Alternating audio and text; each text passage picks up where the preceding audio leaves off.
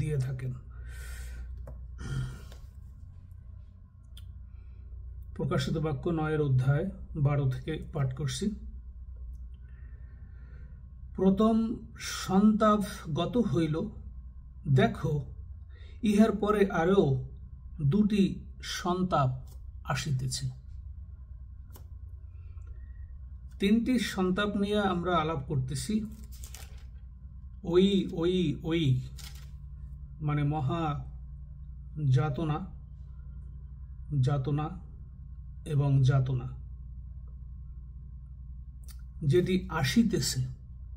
আমরা জানি যে প্রকাশিত বাক্য নিয়ে আমরা যখন আলাপ করি আমাদের বুঝতে হবে যে র্যাপচারের পরে শুরু হবে। র্যাপচার এখনো হয় নাই, যে কোনো সময় হতে পারে। সেই সময়কাল সন্নিকট। যখনই প্রভুর ইচ্ছা হবে তখনই তিনি নেমে আসবেন, প্রভু যিশু মধ্য আকাশে, এবং প্রথমে মৃত ব্যক্তিদেরকে নিয়ে যাবেন, তারপরে যারা জীবিত বিশ্বাসী তাদেরকে নিয়ে যাবেন। তো মৃত বিশ্বাসী এবং জীবিত বিশ্বাসী সমস্ত বিশ্বাসীদেরকে যিশু উপরে তুলে নিয়ে যাওয়ার পরে এই যাতনা, মহাযাতনার কাল শুরু হবে। এবং সেখানে 2টি ভাগ রয়েছে। আমরা 2 থেসলোনিকীয়তে সেটি পাব। তবে প্রথম 3.5 বছর, পরের 3.5 বছর, এই হলো 7 বছরের যাতনার যে প্যাটার্ন, যে ধরন। প্রথম 3.5 বছরের মধ্যে বিগিনিংয়েই হয়তো 3য় বিশ্বযুদ্ধ হতে পারে, সেরকম ইঙ্গিত করা আছে। এখন আমরা আজকে যে আলোচনা করছি এটি হলো প্রথম 3.5 বছর এবং পরের 3.5 বছরের মাঝামাঝি জায়গায় আমরা আজকের আলোচনাটা করব। অর্থাৎ প্রথমে ছিল পাপ পুরুষ, 3.5 বছর পাপ পুরুষের যাতনা বা ধরন, বা বিভিন্ন দেশের সাথে চুক্তি ভঙ্গের কারণে যুদ্ধ, তারপরে অনেক অভিশাপ নামতে শুরু করলো। এখন মাঝামাঝি জায়গায় আমরা আছি এবং এই মাঝামাঝির পরে আসবে বিনাশ সন্তান। 2টি ভাগ, পাপ পুরুষ 3.5 বছর দখল করে রাখবে, আর শেষের 3.5 বছর বিনাশ সন্তান। এই দুটোই হইল মন্দ আত্মার ব্যাপার। মন্দ আত্মা যা ঘটাচ্ছে এবং ঘটাবে। তো আজকে 3.5 বছরের মাঝামাঝি, এই 7 বছরের মাঝামাঝি জায়গার আলোচনাটায় আমরা আসতেছি। পরে ষষ্ঠ দূত তুরি বাজাইলেন, আর আমি ঈশ্বরের সম্মুখস্থ স্বর্ণ বেদির 4 শৃঙ্গ হইতে এক বাণী শুনিতে পাইলাম। 4 শৃঙ্গ কি? মানে ঈশ্বরের যে মহাপবিত্র সিংহাসন, তার পাশে আমরা জানি যে সেই বৃদ্ধরা রয়েছে, বা যারা ঈশ্বরের সঙ্গে সেই দূতগণ রয়েছে তাকে ঘিরে, বা সেই পক্ষ যারা আচ্ছাদন করে রাখে সেই স্বর্ণ মন্দিরকে, ঈশ্বরের মন্দিরকে, তারা যে ঘিরে আছে, তাদের মধ্য থেকে একটি বাণী বেরিয়ে আসলো। কার জন্য? উহা সেই ষষ্ঠ তুরিধারী দূতকে কহিল। এখন দূতরা তো এক একটা বাটি নিয়ে বসে আছে। এক একটা বাটি মানে এক একটা অভিশাপের ডালা। এই অভিশাপগুলি পৃথিবীতে ছেড়ে দেওয়া হবে, প্রকাশ করা হবে, আর এইভাবে এই পৃথিবীর সমাপ্তি হবে। এখন 6 নাম্বার যে তুরিধারী যে দূত, তাকে ওই সিংহাসনের কাছ থেকে বলা হইল যে এখন তুমি বাহির হও, হে ষষ্ঠ তুরিধারী দূত, তুমি এবারে একটি কাজ করবে। তুমি তোমার হাতে যে ক্ষমতা দেওয়া হয়েছে, যে নিগূঢ় তত্ত্ব প্রকাশের যে দায়িত্ব দেওয়া হয়েছে, সেটি তুমি এখন প্রকাশ করো। আর সেটি প্রকাশ করতে গিয়ে ইউফ্রেটিস নদীর সমীপে যে 4 দূত বদ্ধ আছে তাহাদিগকে মুক্ত করো। এটা বিশাল দায়িত্ব তাকে দেওয়া হয়েছে, যে জলপ্লাবনের সময় বা যে সমস্ত পতিত স্বর্গদূত আমরা জুডের মধ্যে আমরা দেখতে পারি, জিহুদা পুস্তকের 6 অধ্যায়, জিহুদা পুস্তকের 6 পদে আমরা দেখব। সেখানে আগে পিছিয়ে যদি আমরা পড়ি, আমরা নোট করে রাখতে পারি যে এটা পড়া দরকার, যে শয়তান সেই যারা ঈশ্বরের বিপক্ষ হয়েছিল তাদের বিভিন্ন ভাগে অধোলোকে, মানে বটম অব দ্য পিট, যেটাকে সত্যিকার ভাবে নরক বলে, অ্যাবিস বলে, সেখানে তারা বদ্ধ। কিন্তু মজার বিষয় যে ইউফ্রেটিস নদীতে, নদীর নিচে 4টি বড় শয়তান সেখানে আটকা আছে। চারটা শয়তান আছে, জায়ান্ট। তারা কিন্তু স্বর্গদূত ছিল, খেয়াল করতে হবে। অসীম ক্ষমতাধারী স্বর্গদূত তারা যেহেতু ঈশ্বরের বিপক্ষে, তারা দ্বারা পতিত হয়েছে, তার 4জন বীর শয়তানকে সেই নদীর নিচে সেখানে বদ্ধ করে রাখা হয়েছে। এখন এই স্বর্গদূতকে বলা হয়েছে, তুমি সেই নিগূঢ়তত্ত্ব খুলো এবং তাদেরকে বাহির করে নিয়ে আসো।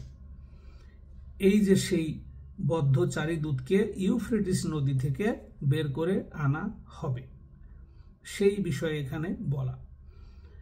তখন এই ইউফ্রেটিস নদী সম্বন্ধে কিন্তু আরো আমি কয়েকবারই বলেছি যে এটা ইরানের মধ্য দিয়ে আমরা যাব, যে জেরুজালেমের যে ম্যাপ আছে তার ডান দিকে চলে যাব, এবং সেখানে যে এদন উদ্যান বাগান ছিল সেখান থেকে 4টি নদী প্রবাহিত হয়। তার শেষ নদীর নামটি হলো ফরাত নদী। আমরা আদি পুস্তক 2 অধ্যায় 14 পদে এটি পাবো, ঠিক আছে? তো সেই ইউফ্রেটিস নদী এবং টাইগ্রিস রিভার এরা পাশাপাশি এইভাবে চলতে শুরু করে, এবং এই নদীর পাশেই, তার মানে কি, যেখানে যে দেশ উন্নত তার পাশে একটা সুন্দর জলাশয় থাকবে, হয় একটা নদী থাকবে, সেই জলাশয়কে ঘিরে, সেই জলাশয় না থাকলে কৃষিকাজ করতে পারবে না, উন্নয়ন হবে না। এই জন্য সেখানে দেখবেন যে বাবিল শহর কিন্তু সেখানে প্রতিষ্ঠিত হয়েছিল। ইরানের যে গালফ, সেটি সেখান দিয়ে। এখন এই বাবিল শহরও কিন্তু এর পানি দিয়ে তারা সমৃদ্ধ হয়েছিল, এবং আমরা জানি যে এই বাবিলে ভাষা ভেদ হয়েছিল, ঠিক আছে? অর্থাৎ সেই বাবিল থেকেই কিন্তু শয়তানের যে শয়তানিক হেলিশ ট্রিনিটি, সেটি সারা পৃথিবীকে গ্রাস করে রেখেছে, যার জন্যই পৃথিবীতে কেউই শান্তি পাচ্ছে না। সে রাজা হোক, গরিব হোক, সবার ভিতরে সেই কষ্ট, যন্ত্রণা থাকছে। এর কারণ হলো যে এই যে মন্দ আত্মার প্রভাব, সে মানুষকে বিভ্রান্ত করছে। এবং আমরা জানি যে বাবিলে তারা তো ঈশ্বরের সাথে কম্পিটিশন দিয়ে সেই বিল্ডিং তুলতেছিল, তাই না? এবং এখনো রোমে একটা জিনিস জানতে হবে, সেন্ট পিটার্সবার্গ যে বেসিলিকা, সেইটার উৎপত্তি স্থলটা কোথায়?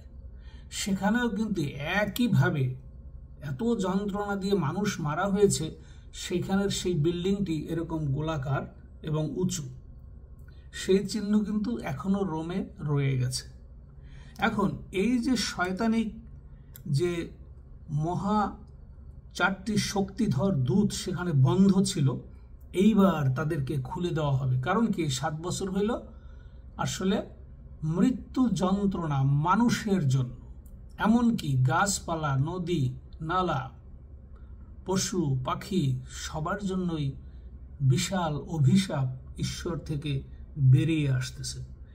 এখন সেই ইউফ্রেটিস নদীতে একটি বড় সংকেত যে এখন এটা শেষ সময়, কারণ ইউফ্রেটিস নদীর পানিটা শুকিয়ে যাবে, ঠিক আছে? যেখান দিয়ে সৈন্যরা আসবে যুদ্ধ করার জন্য, সেটি আমি পরে বলবো বা আগে বলেছি। এবারে দেখেন, সেই তাদের যখন মুক্ত করা হবে তখন কি হবে? তখন মনুষ্য জাতির 1/3 বধ করিবার জন্য যে 4 দূতকে সেই দণ্ড ও দিন ও মাস ও বৎসরের জন্য প্রস্তুত করা হয়েছিল তাহারা মুক্ত হইল। এবং এটি একটি নির্দিষ্ট কাল, একদম স্পেসিফিক। এটা বুঝতে হবে যে এই চন্দ্র সূর্য যে অরবিট কে পরিচালনা করে এবং ঈশ্বর কিভাবে এই পৃথিবীকে চালায়, ঠিক ঘড়ির মতো। আমার একটা ঘড়ি আছে, ঘড়িটার ভিতরে ঢুকে আমরা ঘড়িটাকে চালাই না, ঘড়ির বাহিরে থেকে এই সমস্ত টাইমটাকে আমরা ঠিক করি। গড কিন্তু পৃথিবীর এই সার্কেলের বাহিরে থেকে, সেখানে কোনো সময় বলতে কিছু নেই। ঈশ্বরের সিংহাসন যেখানে, সেখানে কোনো সময় নাই। সময়টা আমাদের এই অরবিটের মধ্যে শুধু সময়, আমাদের এই সার্কেলের মধ্যে, ইউনিভার্সের এই ছোট্ট একটা জায়গায় আমরা না টাইমের মধ্যে, এবং ঈশ্বরই এই টাইমটা দিয়েছে আমাদের যাতে আমরা দিন গণনা করতে পারি। এই জন্য এখানে বলছে যে এই চারি দূতকে ছেড়ে দেওয়ার একদম স্পেসিফিক একটা সময় আছে। সেই সময়টা এখানে ওইভাবে আমাদেরকে জানানো হয়নি, কিন্তু বলেছে স্পেসিফিক একদম। সেই দণ্ড মানে কি? হয়তো সেকেন্ড, মিনিট, তারপরে ঘন্টা, তারপরে মাস, তারপরে বছর। নির্দিষ্ট করে, একদম নির্দিষ্ট করে তাদেরকে ছেড়ে দেওয়া হবে। কেন ছেড়ে দেওয়া হবে? ওই সময় অনেক মানুষ অলরেডি মরে গেছে।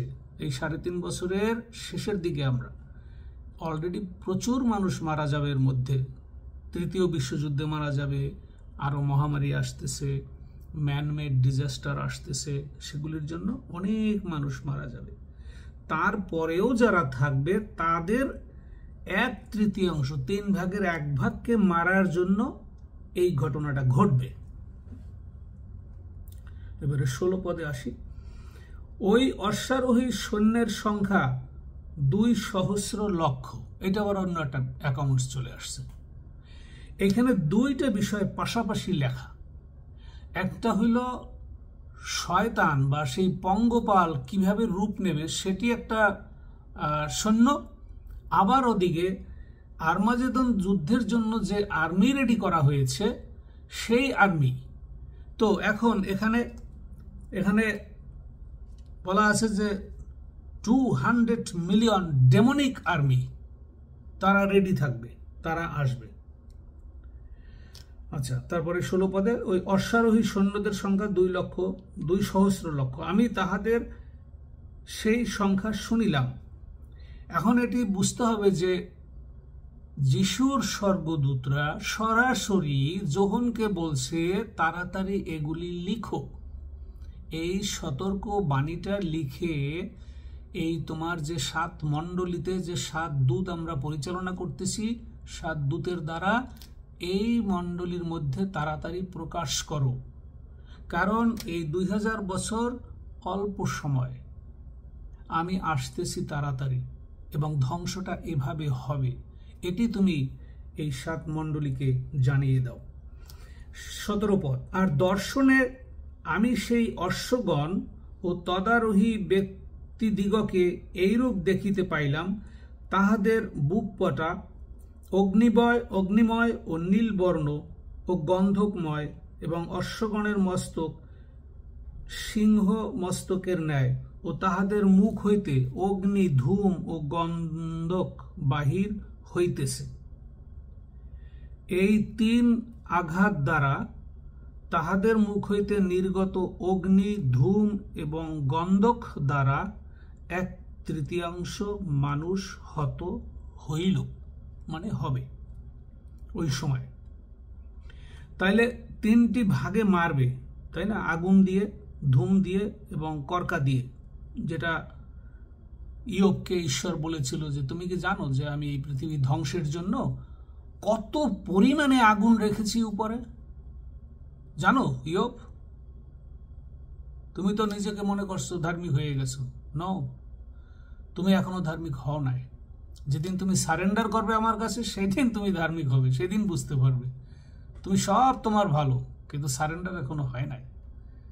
সুতরাং এই যে 3 ভাবে যে ধ্বংস হবে, উপর থেকে অগ্নি, এগুলি আসবে, আবার নিচ থেকে নরকের যে কীট, তাদেরকে ছেড়ে দেওয়া হবে, এবং খুব ভয়ঙ্কর সেটি।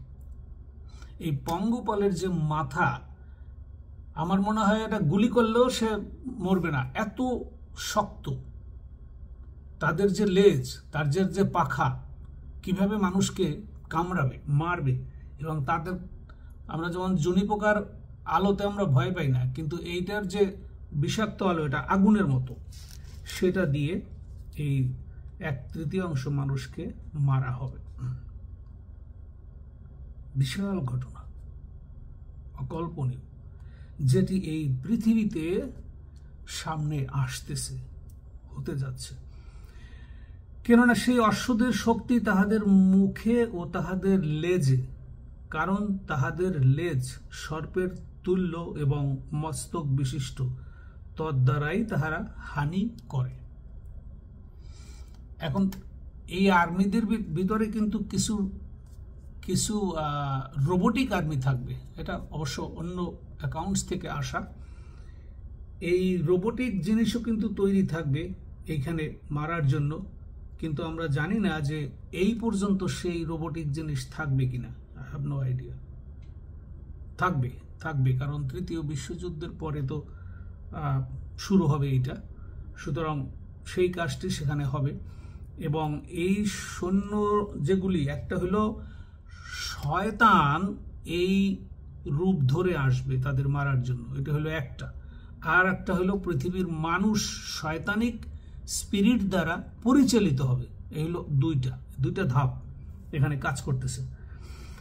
কেন, আচ্ছা, 19 পদ, কেননা সেই অশ্বের শক্তি তাহাদের মুখে ও তাহাদের লেজে, কারণ তাহাদের লেজ সর্পের তুল্য এবং মস্তক বিশিষ্ট, এবং তদ্বারাই তাহারা হানি করে।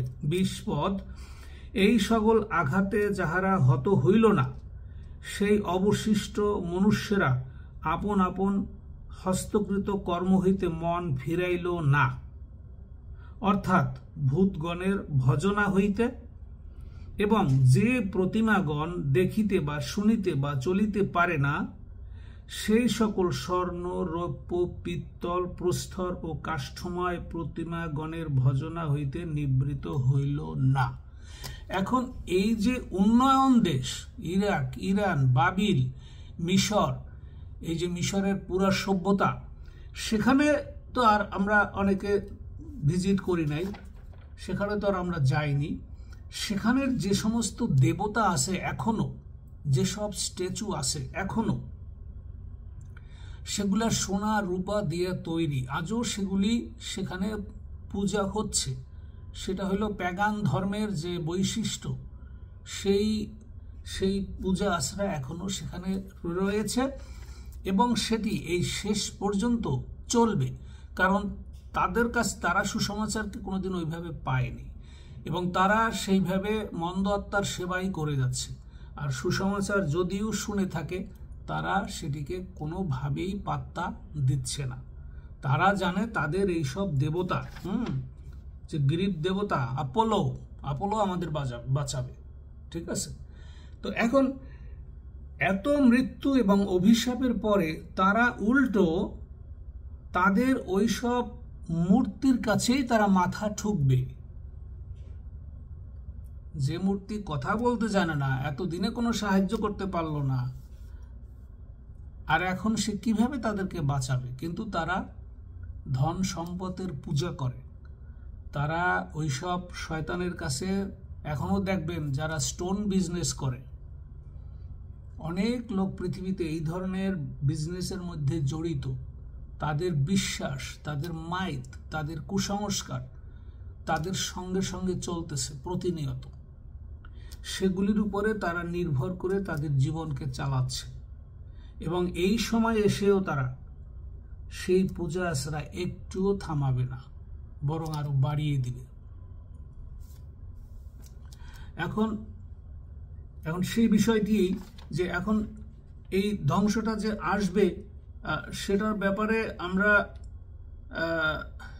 আরেকটা জায়গায় আরেকটা খবর পেলাম, সেদিন ফেসবুকে দেখলাম যে ইন্ডিয়ার থেকে এক ভদ্রলোক, তিনি, তার নাম হইল mister S Somnath, doctor, India. তিনি গত শনিবারে বলেছেন, ফেসবুকে বলেছেন যে পৃথিবীর শেষ দিন বা ডোমস ডে প্রেডিকশন, সেটা সে বলেছে যে 2036 সালের 13ই এপ্রিল, সে তারিখ দিয়ে বলেছে একদম,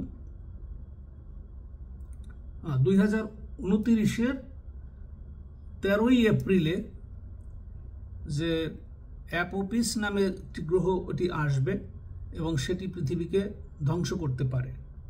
সে একটা উদাহরণ দিয়েছে যে 1908 সালে সাইবেরিয়ায় 1908 সালের 13 জুনে যে গ্রহাণু সেটি পড়েছিল সেখানে সাইবেরিয়াতে, সেখানে 8 কোটি উদ্ভিদ শেষ হয়ে গেছে এবং সেই গর্ত এখনো আছে। এটা সাইবেরিয়াতে, যদি কেউ সাইবেরিয়াতে থাকেন দেখতে পারেন যে কোথায় সেটি পড়েছিল, সেটি এখনো রয়েছে। এবং ওই ভদ্রলোক বলতেছে যে পৃথিবীর ধ্বংসটা এত তাড়াতাড়ি আসতেছে, ইনি বৈজ্ঞানিকদের দৃষ্টিকোণ থেকে বলেছেন, তার কাছে যে রিসার্চ আছে সেটা থেকে তিনি বলেছেন। কিন্তু যেভাবেই বলুক, ধ্বংসটা যে আসতেছে সেটা কিন্তু আবার এই যে যারা দেব দেবীর পূজা করে তারাও জানতেছে।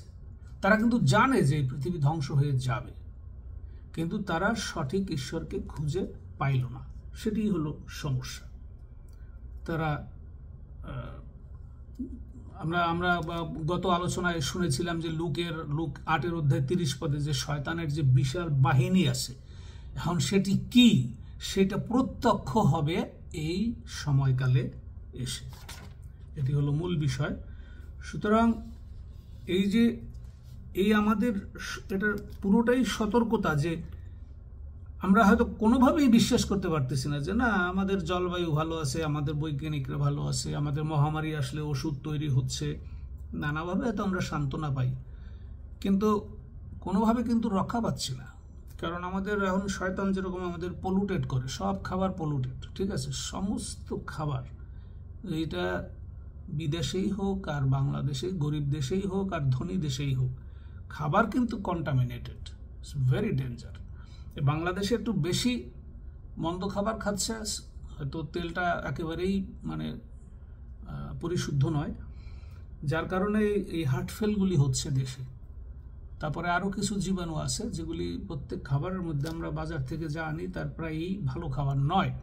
এমনকি গ্রামে যে আপনি খুব ভালো একটা সবজি খাবেন সেটা কিন্তু খেতে পারতেছেন না, কারণ আমাকেই অনেকে নিষেধ করতেছে, ওই যে সুন্দর শাকটা যে কিনলেন এমন সার দিয়ে ওটাকে বানানো হইলো আর ওইটা আপনি কিনে নিয়ে গেলেন। সো উপায় নাই, কিছু করার উপায় নাই, আষ্ঠে পৃষ্ঠে জড়িয়ে আছে আমাদের সাথে মন্দতা, এগুলো শয়তান অ্যান্টিখ্রাইস্টের কাজ। এই জন্য এই প্রকাশিত বাক্য সতর্ক করছে যে যেন আমরা এর মধ্যে না যাই। আমরা একটু 21 পদ দেখি। আর তাহারা আপন আপন নর হত্যা, আপন আপন কুহক তো ইংলিশেতে বলা হয় সচার, আপন আপন বেবিচার ও আপন আপন চর্যবৃত্তি হইতেও মন ফিরাইল না। এখন 1/3 মানুষ চোখের সামনে কিভাবে মৃত্যুগুলি আসলো, কিভাবে মারা যাচ্ছে, কিন্তু তাদের মনে হয় কি এতে কিছুই যায় আসে না। এবং এটি ঠিক, এটির প্রমাণ আমাদের কাছে রয়েছে যে একজন মানুষকে যখন আমাদের সামনে 5 জনে বসে পিটিয়ে মারতেছে, পাথর দিয়ে মারতেছে, আর সবাই চারিদিকে গ্যালারিতে যেরকম দেখে ঠিক সেইভাবে দাঁড়িয়ে দাঁড়িয়ে দেখছে। এবং বড় বড় ডিজাস্টারেও তাই। আজকে ভূমিকম্প হোক, একটা বিল্ডিং ভেঙে পড়ুক, আপনি দেখবেন উদ্ধার কাজে মাত্র 10 জন লোক দৌড়দৌড়ি করতেছে, আর চারিদিকে দাঁড়িয়ে গ্যালারিতে দেখছে প্রায় কয়েক হাজার লোক। এতে মনের কোনো পরিবর্তন আসবে না।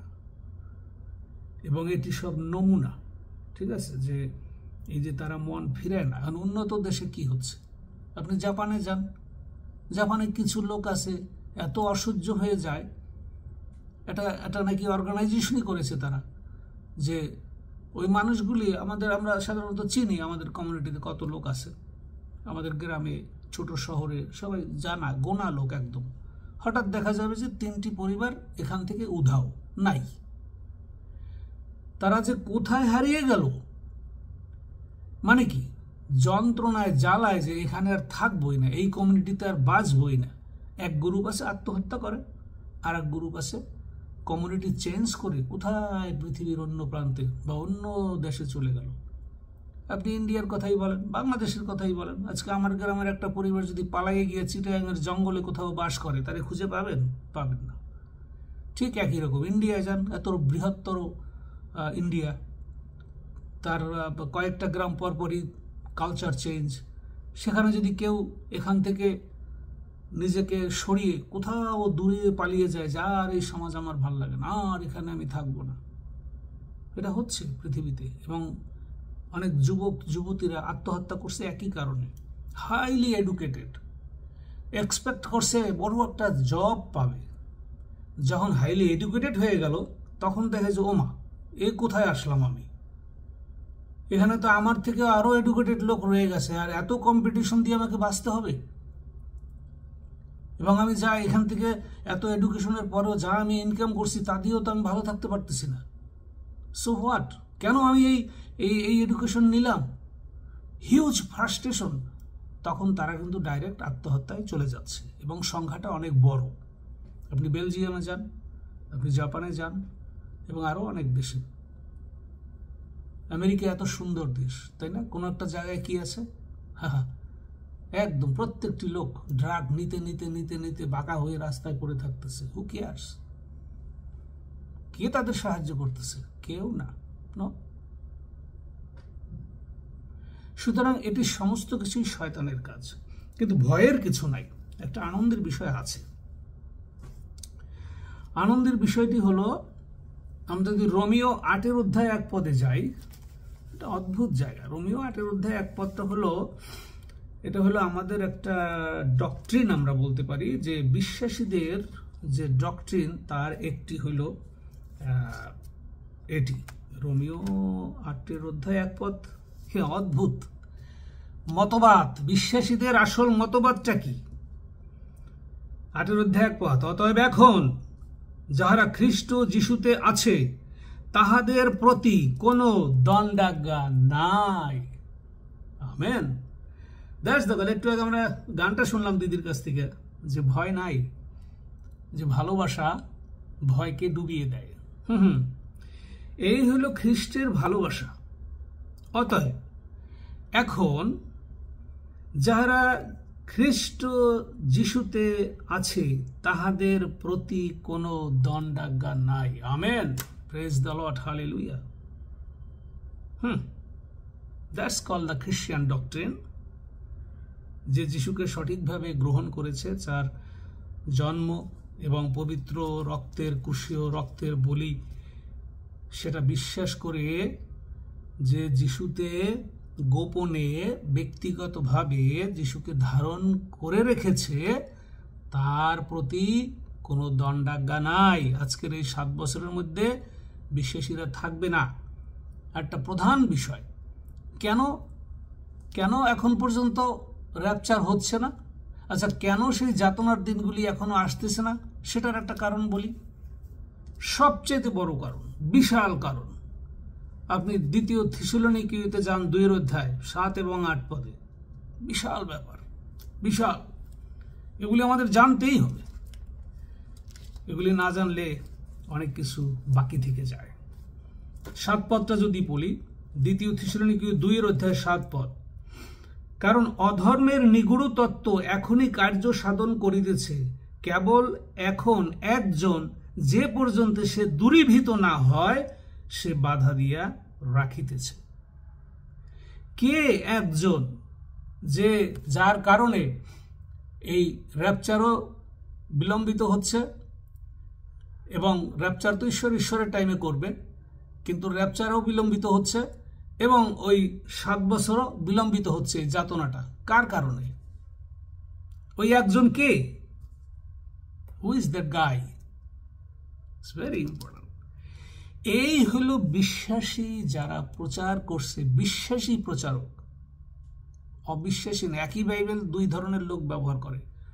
বাইবেল শয়তানও ব্যবহার করে, আর সঠিক বিশ্বাসীরাও ব্যবহার করে।